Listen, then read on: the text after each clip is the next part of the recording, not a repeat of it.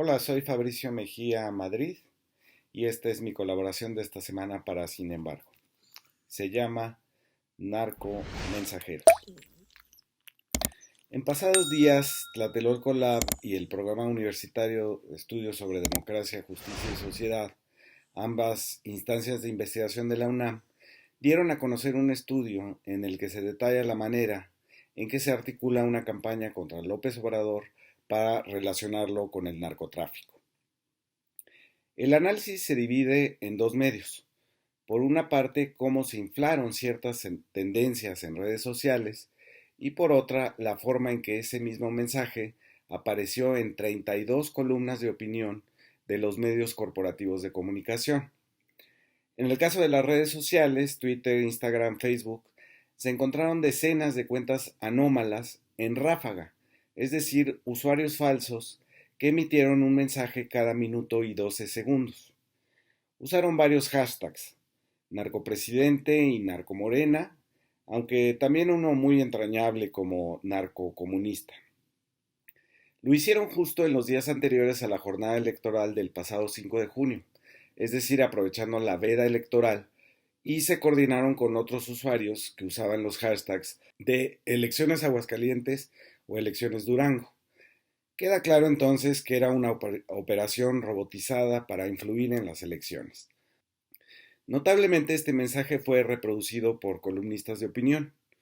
Los programas de la investigación de la UNAM ubicaron a dos grupos.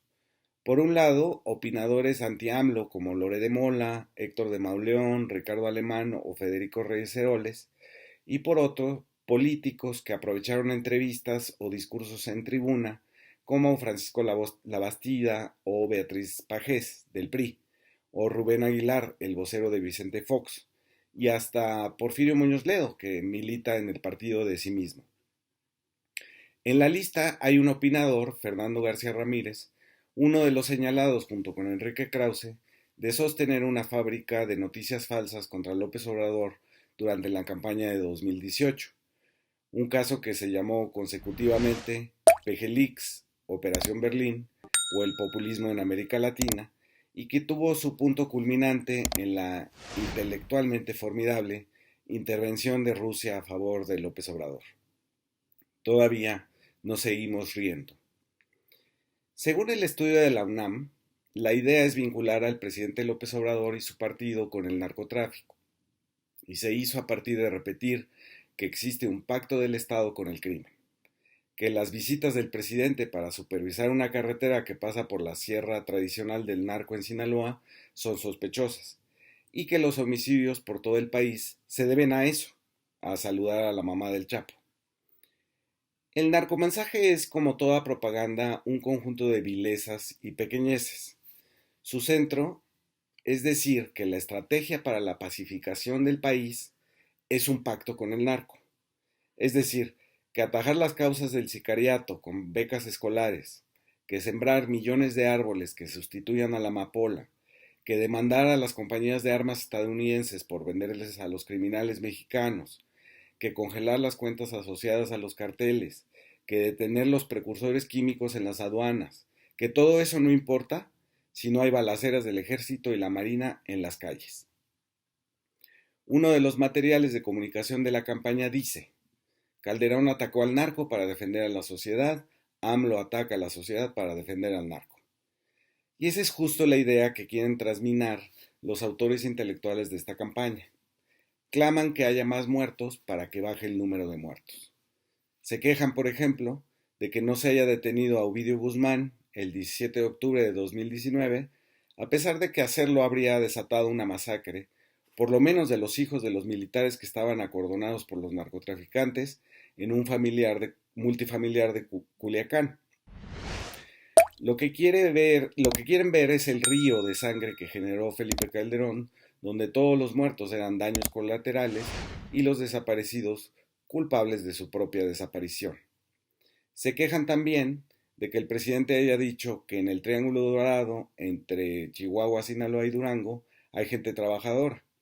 De inmediato, los que piensan que Oaxaca, Chiapas y Guerrero deberían ser separados del resto del país por pobres, los que se refieren a Putla como pueblo arrabalero y horroroso, Protestaron porque para ellos hay estados narcotraficantes, es decir, regiones enteras de la República que no deberían de gozar de derechos constitucionales. Y ese es justo uno de los prejuicios con respecto a los estados donde ganó Morena. Si obtuvo una mayoría de votos, por ejemplo, para gobernar Sinaloa, los criminales deben haber influido. No dicen nada de Durango, por ejemplo, cuya gobernatura conservó la alianza opositora del PRIAN y que sería, en su prejuicio geográfico, parte de un triángulo delincuente. Pero otro rasgo sobresaliente de los columnistas y exfuncionarios ligados al narcomensaje es que no solo no ofrecen pruebas de sus dichos, sino que aclaran que no se trata más que de inferencias. Como en el caso de la casa de Houston de la nuera del presidente o de la fábrica de chocolates de sus hijos, los autores señalan sin rubores que lo que uno va a leer no es verdad, sino una suposición suya. Como he dicho otras veces, una inferencia requiere de una regularidad. Si ves una nube negra, infieres que va a llover. Pero en el caso de estas inferencias periodísticas, no hay regularidad a la cual atender, salvo por el prejuicio geográfico, según el cual hay estados de México que son narcotraficantes. Veamos, por ejemplo, a Raimundo Rivapalacio, señalado en el estudio de la UNAM. Publica el 6 de junio, un día después de la elección, un texto en El Financiero que dice, cito, nada realmente sorprendente en esta elección, salvo una vez más la notoria mano del narco y la forma como fue actuando en el proceso. En Tamaulipas las acciones estaban encaminadas a minar la alianza, en Oaxaca a repartirse la victoria morena. Si es tan notoria la mano del narco, al menos podríamos decir unas 3 formas de su notoriedad. Al menos algo para entender cómo el narco quería minar a la alianza que sostiene en Tamaulipas justo a un gobernador desaforado por el Congreso de la Unión por nexos con el crimen organizado. Otro ejemplo es el del exvocero de Vicente Fox, Rubén Aguilar, que escribió en Animal Político 2 días antes de la elección.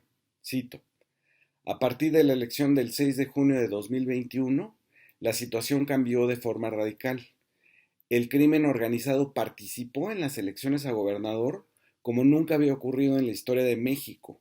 Su influencia fue definitiva. Igual que con la notoriedad de Rivapalacio, a Rubén Aguilar se le escapa la influencia definitiva porque no da un solo dato sobre esa definitividad, que en nuestro idioma quiere decir rotundo, categórico y contundente. Otra manera fue la del Sol de México, que publicó desde el 8 de marzo de este año una cabeza que se lee. Utiliza el narco ganancias para influir en elecciones en México, advierte Estados Unidos.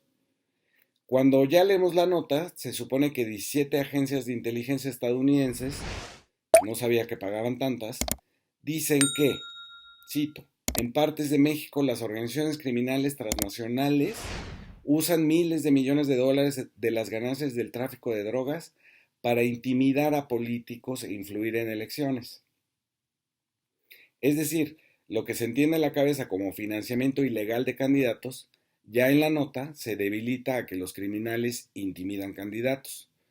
Lo más sorprendente es que se tengan que reunir a 17 agencias de espionaje norteamericanas para saber que los criminales amenazan, amedrentan y coaccionan. ¿Acaso lo más notable del estudio de la UNAM es que destaca la participación de medios internacionales en la campaña negra contra AMLO?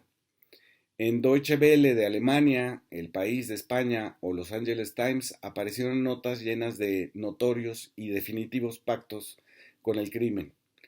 Es como si le hubieran dado crédito a Silvano Aureoles, el exgobernador de Michoacán, que tras su derrota el 6 de julio de 2021, llevaba y traía una silla de plástico verde para sentarse a esperar a que alguien en una oficina de gobierno le recibiera sus denuncias.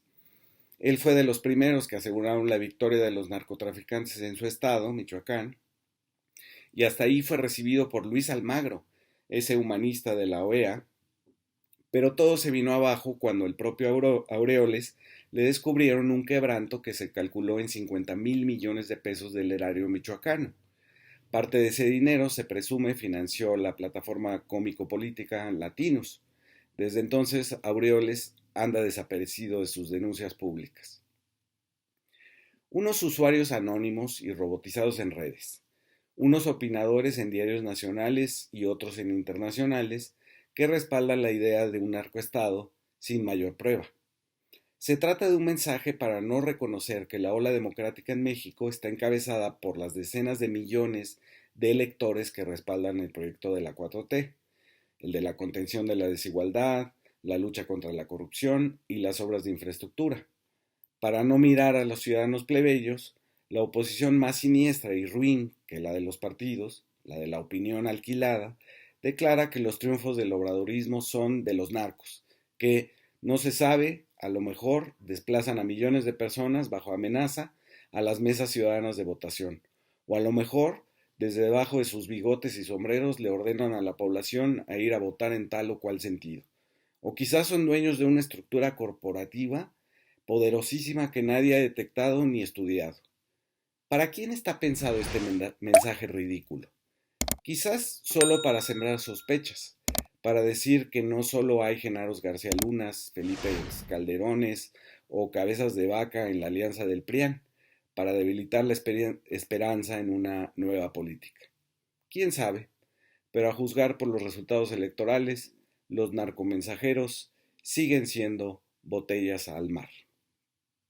Muchas gracias por escuchar. Si les gustó este texto, denle like. Nos vemos y escuchamos la siguiente semana.